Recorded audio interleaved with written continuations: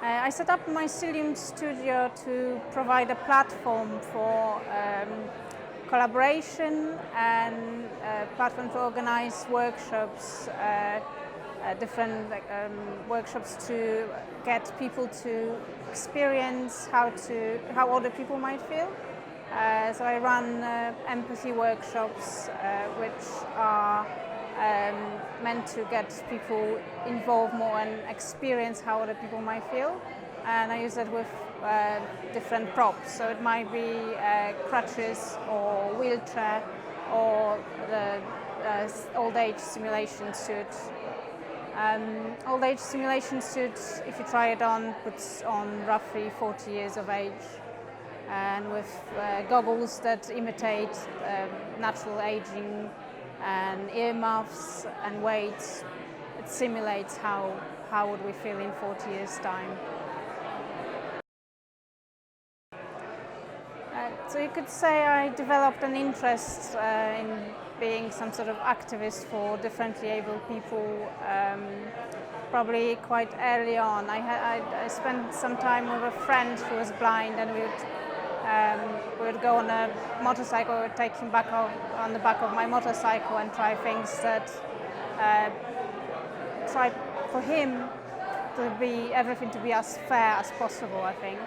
You could also say there's many points where it started. My great uncle, who's an inventor, he worked on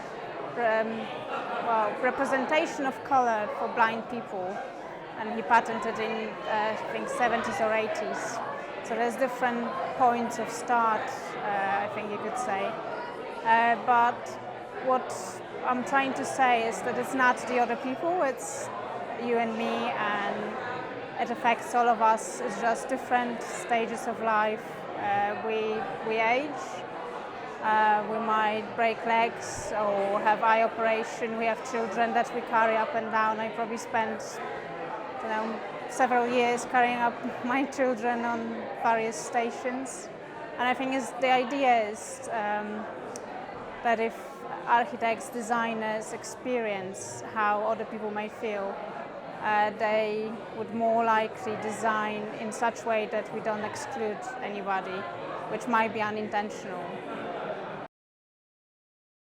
There are maybe two that I really would like to tackle. One is the balance between cars and pedestrians in London, but other cities as well. And if you think about how much time cars spend parked on the streets taking up public space, I think it would be great if we could learn to rethink it in such a way that we just find different ways, because it's 90% they just park.